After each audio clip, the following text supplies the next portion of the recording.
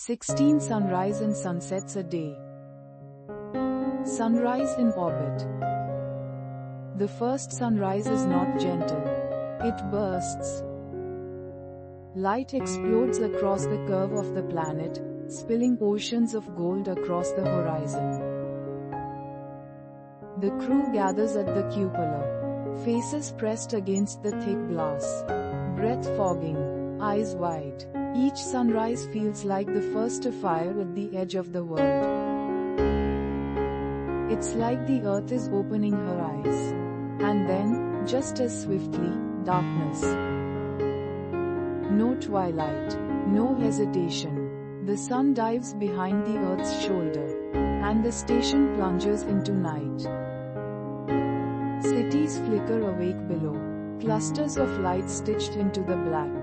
Highways glowing like veins, storms swirling in electric silence. Up here, there is no dusk, only the knife-edge switch between fire and shadow. On Earth, a day is long. It stretches, it yawns, it folds into hours we can hold. Up here, time is sliced into fragments. 16 days inside one, 16 nights, falling and rising without rest. The body in orbit. For the body, it is disorienting. For the soul, it is endless. The body is stubborn. It remembers gravity even when gravity is gone. Muscles wait for the tug of weight. Bones long for pressure, for the firm ground that no longer exists. Here, in orbit, the body floats. It drifts like a question never answered, like a dream still unfolding. But inside, deep in the marrow, there is a protest. The body saying, "This is not how we were made to live." Legs shrink, their work forgotten. Blood rises to the head, puffing the face. A quiet reminder that circulation was meant for Earth. Hearts learn to pump in strange rhythms, no longer pulled down by the weight of existence. Every organ must adapt, every cell learning a new script, as if the body is rehearsing for a different kind of life. And yet, the crew persists. They strap themselves to treadmills, Velcro shoes clinging to the floor, running not to move forward, but to hold on to themselves. They lift metal bars with no real weight, pushing against resistance bands, pretending gravity still holds court. Each movement is not about strength, but survival. Each exercise a declaration. We belong to Earth, even here. Then there is the air. Always the same. Always recycled. Dry. Metallic. Faintly sharp. A taste of machines rather than sky. They breathe it because they must. Because their lives are tethered to filters and fans. To humming pumps that never sleep. Dreams in microgravity. And in the nights. If night is what you can call the half hour of darkness before another sunrise. Dreams arrive in mood. They float through the mind without weight. Just as the dreamer floats in their sleeping bag. Tethered to the wall. A body pretending to rest. In a world that never stops turning.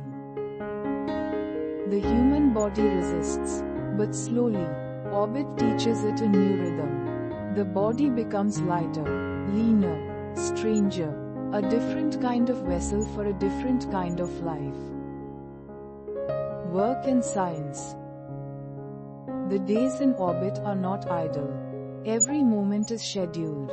Each hour carved into precise tasks. There is no wasted time. No wandering aimlessly. No pause that does not serve the mission.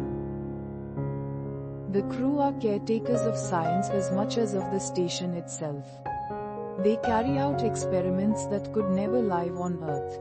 Flames that dance in perfect spheres. Blood and cells that divide in slow and unexpected ways. Plants that twist their stems not toward the sun, but toward the faint whisper of artificial light. Every result matters. Every observation is another piece in the vast puzzle of how life behaves beyond the pull of gravity. But there is also the work that feels less like science and more like ritual. Checking valves, replacing filters, tightening bolts that might never come loose, yet must never be allowed the chance. Even the simple act of wiping surfaces, catching droplets of floating dust with a cloth, becomes part of the choreography of survival. Spacewalks and fragility. Outside, the work is different. A spacewalk is not just labor. It is theater performed in silence. Every movement deliberate. Every gesture rehearsed again and again before leaving the airlock. When a crew member steps into the void, tethered by a thin lifeline to the station's skin, their voice crackling through the radio, their body lit by the unfiltered sun, they are both fragile and infinite. Inside, there is always the sound of communication. A voice from Earth, arriving with the soft lag of distance. Jokes exchanged in fragments. Instructions carried on the rhythm of static. The voices are steady, professional, but beneath them, always, the reminder, you are far from home, but never alone. And so the crew works, not only for themselves, not only for the future of those who will follow, but for the earth that circles endlessly below them. Every bolt tightened, every seed planted, every note written in a logbook, is part of the unbroken thread that binds Orbit to the ground. The view from above. There is no view like this. No window on Earth can hold the whole of Earth. From orbit, the planet is not a place you stand upon, but a presence you circle. The deserts stretch in endless shades of red and ochre. The oceans breathe in deep, shifting blues. Clouds gather and scatter like brushstrokes across a canvas, while storms swirl in vast spirals, their lightning flashing silently beneath the thin glass of the station's windows.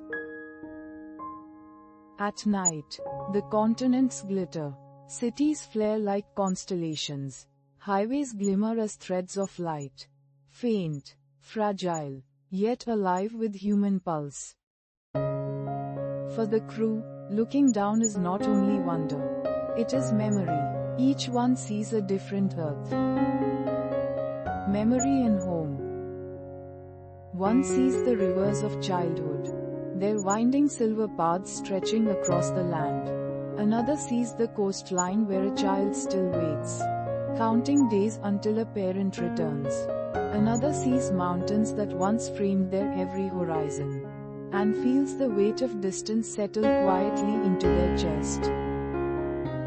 They remember the smell of rain on warm streets, the touch of a dog's fur, the easy laughter of friends across a kitchen table. Up here, such things feel impossibly near, and impossibly far. The earth is just outside the window, close enough to touch with the eyes, close enough to ache for, but separated by vacuum, by silence, by a distance that no hand can cross. And yet, there is comfort, because every orbit is a return. No matter how far they drift, the station circles back. They pass again over oceans, over deserts, over cities that glow like lanterns in the dark. Each glimpse is a reminder. Home is not gone. It waits, turning endlessly, rising and setting, beneath the path of their endless flight. Fragility and resilience. The station looks strong. Solar panels stretched wide like wings. Modules linked in shining chains. A cathedral of science circling the earth. But the truth is quieter, more fragile. Only millimeters of metal separate air from vacuum. Only thin layers of shielding hold back the endless night. Every breath, every heartbeat, depends on walls no thicker than the width of a coin. is always the risk of debris. Fragments of satellites. Broken shards of metal spinning at speeds faster than bullets. Invisible. Unstoppable. Any one of them capable of piercing the station's skin. When the alarms sound, the crew move quickly, calmly, closing hatches, retreating into the most protected modules. There is no panic in their voices, only a steady rhythm, because panic has no place here. Even without debris, fragility waits in silence. A failed filter, a leaking valve, a glitch in the endless machinery that keeps air flowing and water clean. The systems are intricate, beautiful, but they are not forgiving. The crew know this. They live with it. They sleep inches away from vacuum. They dream in the shadow of risk. And yet they carry on. Because to live in orbit is to accept fragility, to embrace it, and to answer it with resilience. Perhaps this is what makes their life so luminous. The knowledge that everything is borrowed. Every sunrise, every experiment, every glimpse of Earth through glass. All of it given only for as long as the station holds. Fragility is not a weakness. It is the measure of what it means to live here. It is the quiet truth that makes every moment burn brighter. Every day in orbit feel like a gift. 16 sunsets. The 16th sunset arrives.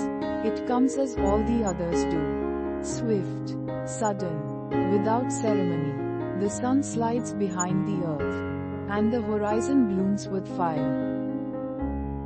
Bands of orange and crimson wrap themselves around the planet's curve. A final blaze before the plunge into shadow. The crew gather at the window. Their faces turned to the glass. Their voices quiet. In this moment, nothing needs to be said. They are held together by silence. By the sight of their home glowing below them. By the certainty that they belong to it. Even from this distance. 16 times a day, they rise and fall. 16 times a day, they witness the world reborn in light and folded again into darkness. It is endless repetition, and yet it is never the same. Each sunrise is a beginning. Each sunset is a reminder. Together they weave the rhythm of a life lived in orbit. And when the shadows close in, when the last light drains from the edge of the world, the crew do not feel alone. Because orbit is not separation. It is a circle, a thread that binds them to the planet that turns below, to the people waiting, to the life that will welcome them home. We orbit, we rise, we fall, 16 times a day. We circle the earth, and the earth circles within us. Subscribe to Orbital Reads and Lift Off.